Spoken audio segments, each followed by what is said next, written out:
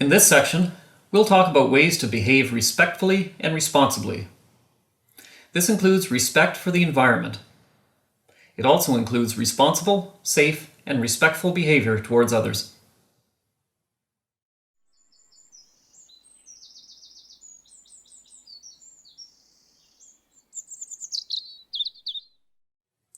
Make sure no garbage ever gets left behind on a block.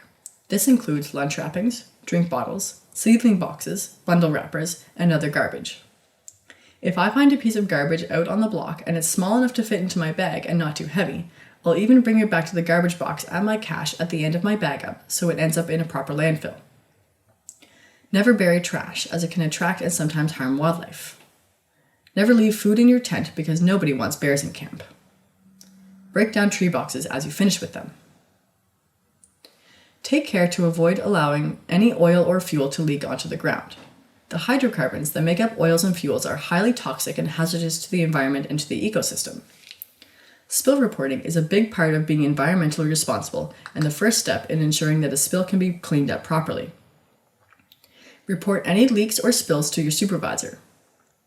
Every contractor will carry a spill kit in their truck for use in the event of a small leak or spill.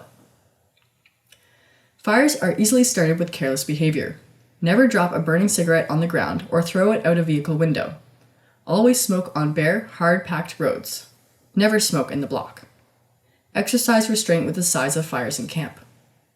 Truck and ATV tailpipes can get very hot and can start fires in dry grass.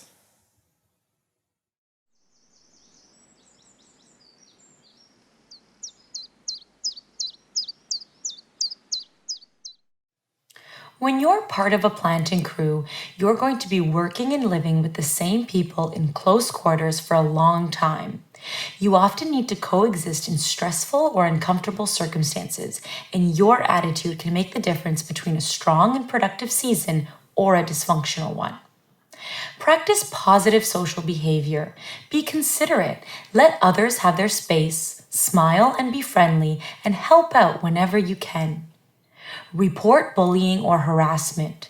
Don't accept or support any bullying or harassment. If you witness any, let your supervisor know. Mentor new employees and set good examples, especially if you're an experienced planter. It doesn't take much energy to support other crew members, and it makes a huge difference to the overall morale of your group. No matter who you are, set an example of upbeat, helpful behavior. When you're having a tough day, someone else may then help you out in return. Just one person can elevate the mood of an entire group or bring them down. Exercise respect for company and client, staff, procedures, and equipment. Your planting company is trying to do the same thing that you are: make money. They have years of time and lots of money invested in this. You have the ability to increase their success.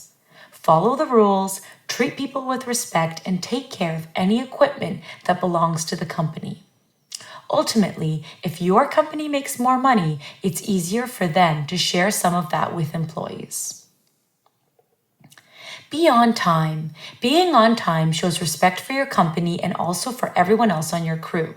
If you're late, everyone waits and everyone loses money. On the block, don't cut off another planter. Always finish your area before moving to another piece, doing both the creamy sections and the difficult parts. Flag areas where needed to help other planters. Respect the fact that planting is part of the bigger picture of basic silviculture obligations.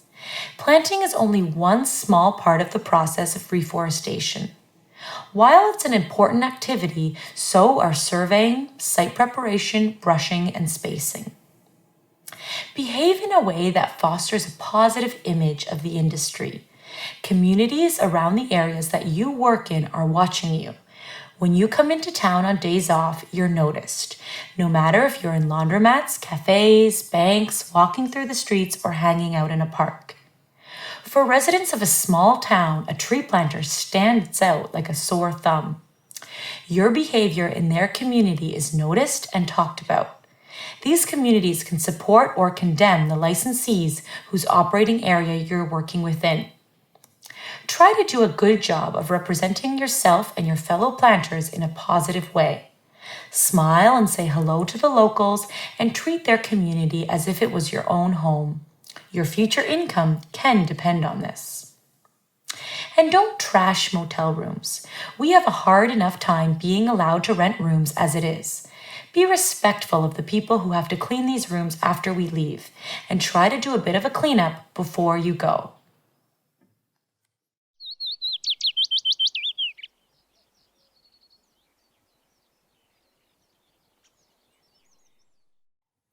We already mentioned the Canada Human Rights Act once. Think about how it applies to your co-workers.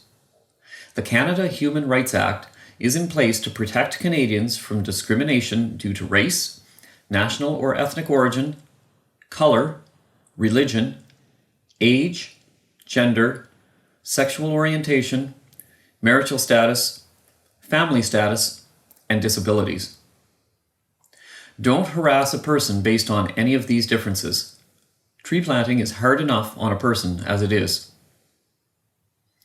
Speaking of differences, I'd like to mention gender for a moment. During its infancy, the tree planting industry was traditionally very male-dominated. Nowadays, a significant portion of the workforce is female, and this change has definitely improved the industry. Participation by women in positions within higher management is still not as high as it should be, but that's also changing slowly.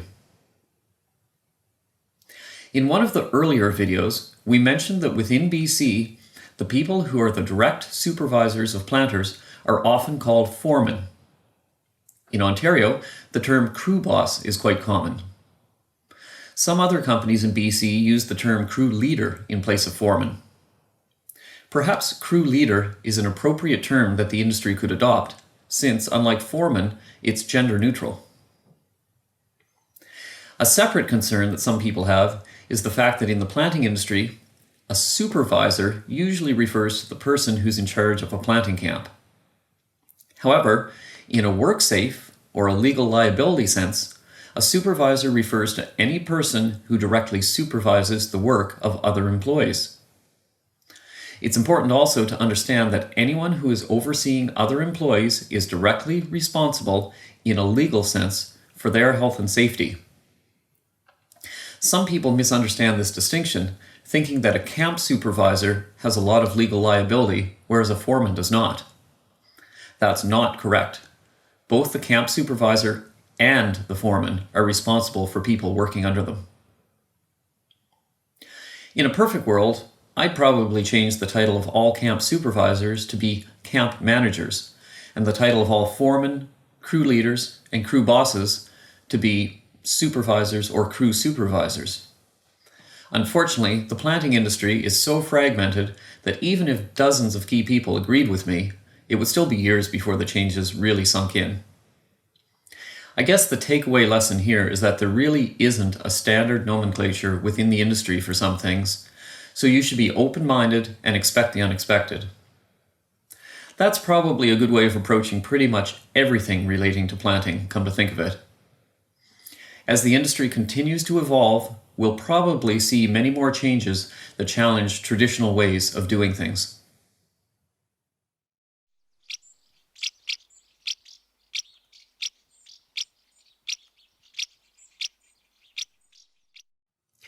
Stashing is the illegal disposal of trees by burying, burning, dumping, or other means.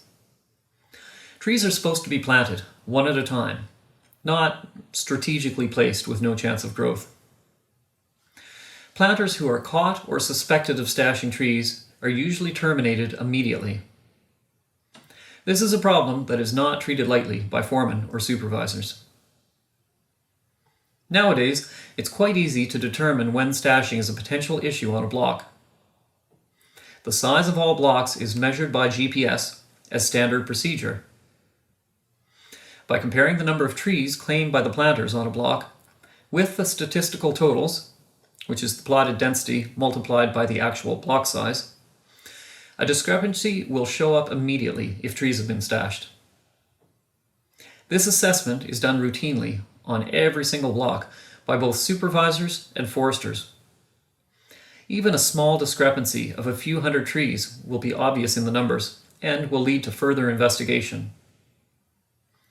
The statistical accuracy of GPS measurements and FS 704 sampling accuracy makes stashing a losing proposition. Supervisors and other internal and external staff also audit planters' pieces frequently and randomly as part of a regular program of due diligence. To save yourself, your foreman, and your crew a lot of hassle, be honest. Don't try stashing, not even an innocent bundle. It's not worth it. There's a good chance that you'll get caught before long, and putting your job and reputation at risk is not worth it for a few dollars. And for anyone who contemplates stashing because they're embarrassed by being a slow planter, rather than for unethical financial gain, you shouldn't ever be embarrassed about your planting totals. Face it, everybody plants at a different speed. If you think someone on your crew might be stashing, talk to your foreman or supervisor about it quietly. Now, your concern alone won't be enough for a person to be disciplined, but the supervisor can think about it and can discreetly assess that planter's production or piece to determine whether their numbers make sense. Remember, the actions of somebody else who is stashing can hurt you as much as it hurts them. I've seen several occasions where entire crews and their foremen have been fired because of the actions of a few guilty individuals. And I certainly wouldn't tolerate anyone who is stashing on my own crew. You wouldn't want to be the innocent bystander who is harmed by this kind of behavior, would you? Stashing trees just isn't worth the risk. If you're trying to learn more about the tree planting industry in Canada, then a book called Step by Step, A Tree Planter's Handbook is going to be your #1 source for information.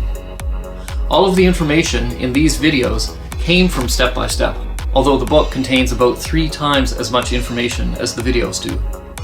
Let's take a quick look at what's inside. Why do we plant trees? Health.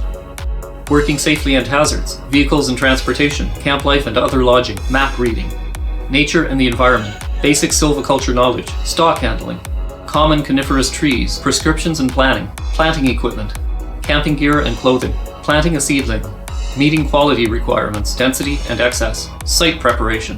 Additional planting techniques. Maximizing productivity. Planting throughout Canada. Applying for a job.